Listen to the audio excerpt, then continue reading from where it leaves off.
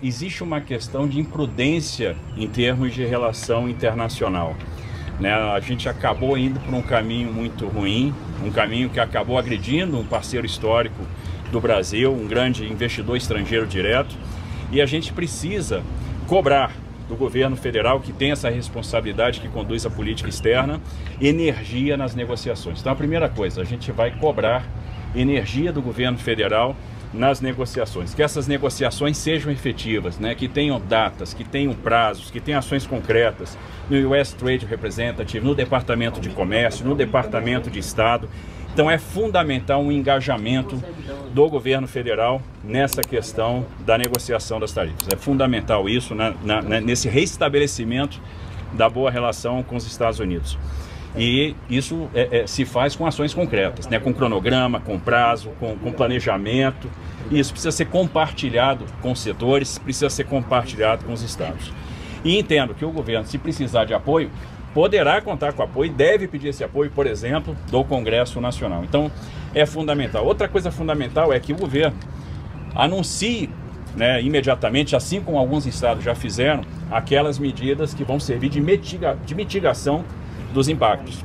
Então, os estados estão liberando linhas de crédito, estão liberando crédito de ICMS, tem um pacote para ser liberado. Eu acho que todo o setor produtivo está inquieto, né, e precisa ver essas medidas sendo divulgadas. Está demorando muito? Com certeza, já era para ter saído. Veja que as tarifas já entraram em execução, mas a gente ainda não tem clareza daquelas medidas que serão tomadas. Terceiro ponto, eu entendo que há de se estabelecer uma harmonia institucional. A gente entende que os poderes têm papéis na mitigação da crise. A gente não pode ter um poder se sobrepondo ao outro. A gente não pode viver essa escalada de crise. Então os poderes têm que contribuir para desescalar a crise. A gente precisa respeitar as funções típicas de cada poder, como, por exemplo, a função típica do parlamento. Né? Qual o papel que cabe ao parlamento? O parlamento tem que ter autonomia, liberdade para legislar sem pressão. Então, qual é o papel que cabe ao parlamento? E o parlamento, né, o Congresso Nacional, tem um papel importante. O Congresso Nacional pode atuar nessa desescalada e os parlamentares precisam ter a tranquilidade. Pautando, aprovando leis. Faltando os projetos que estão na... Que estão... Por exemplo. Então, é necessário que o Congresso tenha tranquilidade para trabalhar e que o espaço de atuação de cada poder seja respeitado. Então, isso é uma coisa fundamental. Concretamente, a gente também, a partir dessa reunião, vai procurar os presidentes de partido. Então, muito breve, nós vamos fazer uma reunião com esses presidentes de partido para fortalecer a atuação parlamentar, para fortalecer a atuação das nossas bancadas no Congresso Nacional, para que eles tenham voz, para que eles possam, de fato, aí trabalhar também para desescalar a crise. Eu entendo que essa desescalada é um papel de todos. Então, a gente está aqui unido, dentro de um sentimento nacional, preocupado, né, com as consequências do que está acontecendo, pedindo aqui para que essa crise seja desescalada, para que cada um faça o seu papel. Nós vamos fazer o nosso papel nos nossos estados. Entendemos que tem um papel que o Judiciário tem que fazer, tem um papel que o Congresso tem que fazer, tem um papel que cabe ao governo federal.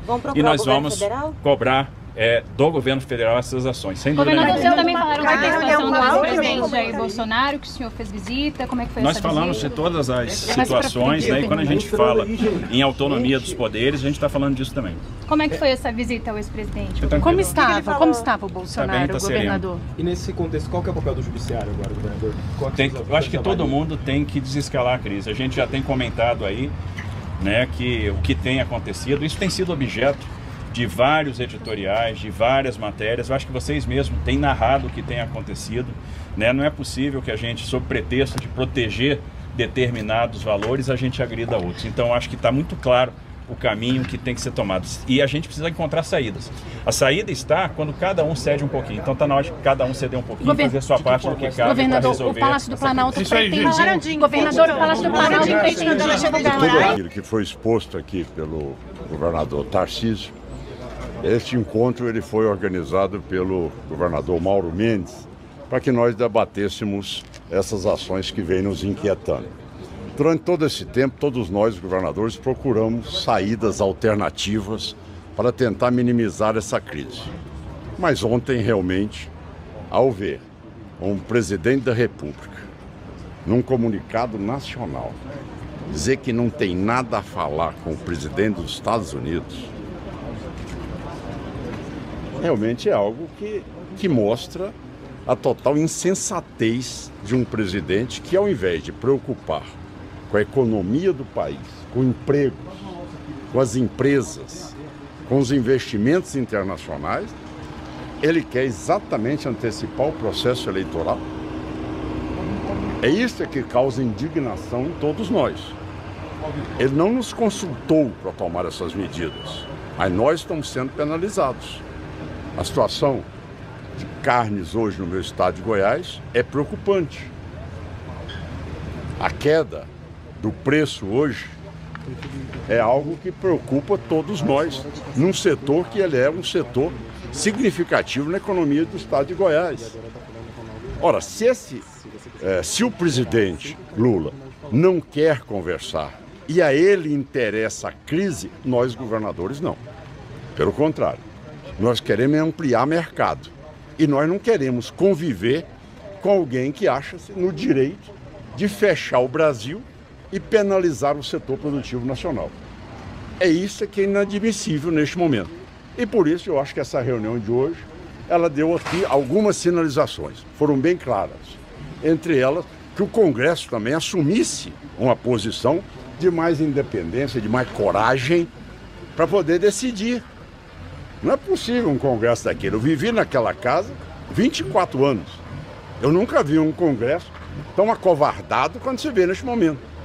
Governador, mas os senhores estão associando, então, a aprovação da anistia, a conclusão é que acham que deveria ter anistia para daí conseguir associar alguma questão de negociação exterior? A pauta do Congresso eu conheço bem, conheço o regimento interno. Quem pauta é a maioria. Se tem maioria para pautar, que paute, que vote. Este é o sistema democrático, esse é o sistema que nós vivemos nele. Não cabe a alguém querer refutar a vontade da maioria. A maioria daqueles que assinaram no requerimento de urgência e, ao mesmo tempo, na votação, o presidente tem que cumprir e tem que colocar em votação. Não tem essa tese. O parlamento é isso. Maioria, metade mais um. Botou a matéria em pauta, vota-se. Qual que é a conexão com o tarifaço? Isso que eu não entendi dos pontos. Não, anistia ao tarifaço. Tarifaço, a minha preocupação é que o meu estado está sendo penalizado. Todos os governadores aqui estão sendo penalizados. Mas qual que é a associação? Então vamos separar bem as coisas. Tarifaço é o motivo que fez com que nós estivéssemos aqui também hoje. Preocupação com a economia dos nossos estados. Quem vai ser penalizado? Estados e municípios, em primeiro lugar. Segundo lugar, sobre o problema anistia. Como é que se vota no Congresso Nacional?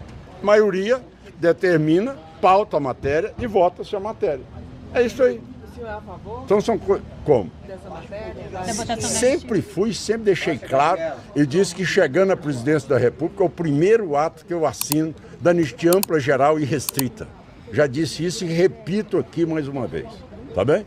Essa é uma decisão do presidente da República, chegando lá, sendo eleito, eu tenho as prerrogativas daquilo que realmente tem o respaldo da população. Essa é a prerrogativa do indulto, é do presidente da República. Governador, vocês falaram sobre... Ex-presidente Jair Bolsonaro na anistia, o senhor é a favor? Disse isso. Presidente, eu vou anistiar todos. Vou anistiar todos do dia 8 de janeiro, entre eles o presidente Jair Bolsonaro. Governador, a gente teve aqui reunidos alguns governadores que se colocam como eventuais presidenciáveis para 26. Vários. Vocês conversam sobre isso? Como é que tem sido esses diálogos? Com todo respeito, ó, tá o Zema, tá o Tarcísio, tá o Ratinho, tô eu.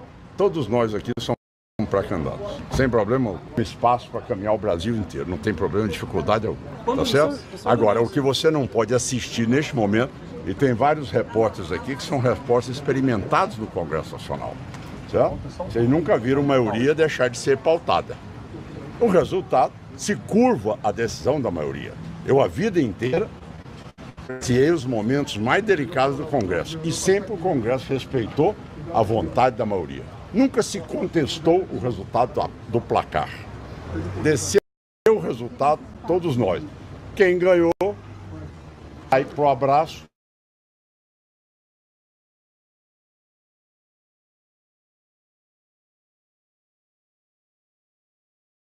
Tá certo? Não cabe a mim aqui julgar. Eu quero deixar claro a você que eu convivi num Congresso Nacional que não tinha sessão virtual, não tinha votação virtual e que era extremamente ativo e que nós sempre fomos extremos debatedores dos nossos temas, mas sempre com respeito enorme ao regimento da casa, tá certo? Regimento da casa é que prevalece. Ou seja, não se vota a matéria por quê? Tem maioria? Por que é que não vota? Então, quando União e PP vão sair do governo, olha, para mim já devia ter saído desde o começo do governo Lula. Não devia nem ter entrado, tá certo? Se é para uma pergunta, não deveria nem ter entrado no governo, tá certo? Eu espero que na primeira reunião do Executivo agora já fique definido que realmente nenhum membro do partido nosso, da União Brasil, possa ter cargo no governo do presidente Lula. O senhor vai se reunir com o presidente Lula para falar sobre o tarifaço, sobre os impactos que vai trazer para o estado de Goiás? Se eu vou reunir com ele? Isso. Bom, eu estou aguardando as medidas dele. Eu já tomei as minhas em Goiás. Eu já tenho um fundo de equalização. Eu tenho um fundo de estabilização fiscal. Eu fui na Bolsa, no B3, terça-feira, e ainda lancei um outro fundo de direito creditório para financiar. Então, eu já fiz a minha parte. Estou querendo saber a dele. Cadê a dele? Ele vai fazer o quê agora? Como que o senhor avalia esses encontros que o presidente tem tido com o PSD, com a União, cobrando um pouco mais de fidelidade da base? Se ele chamar o senhor para uma conversa e cobrar essa fidelidade, partido do senhor, como que o senhor defende isso? Mas qual fidelidade? Eu sou o mais longevo adversário do Lula. Mas ele tem convidado os partidos da base. Provavelmente na sua infância eu já era, tá certo, opositor ao Lula. Eu comecei o enfrentamento com o Lula quando ele criou o MST. Em 1986 eu criei o DR. Ele foi candidato em 89, eu fui candidato contra ele. E de lá para cá são exatamente 40 anos que nós temos esse enfrentamento. Eu sempre disse essa incapacidade do Lula. A questão dos Estados Unidos associarem decisão judicial brasileira e misturar a questão do ex-presidente Jair Bolsonaro com questões tarifárias e comerciais. Isso foi tratado? Tem uma tentativa de tentar separar as duas coisas nesse diálogo também, na visão dos senhores? Lógico, sem dúvida alguma que tem. Tá certo? Isso tem um objetivo total. Em primeiro lugar, você está tratando daquilo que interessa na nossa economia.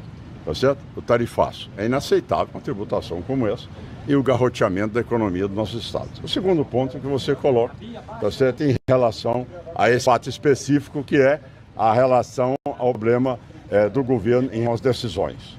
E o primeiro passo. Quais foram as decisões que foram tomadas? Hein?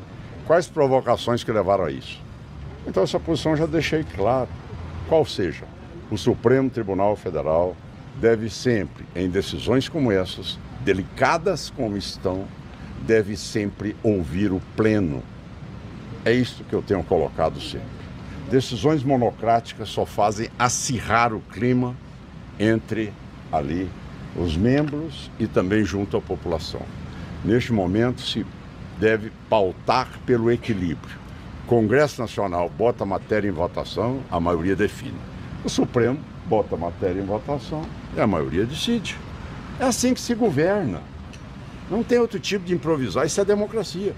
Qualquer um desses itens que você possa cercear esse rito, você está descumprindo regras do Estado Democrático de Direito.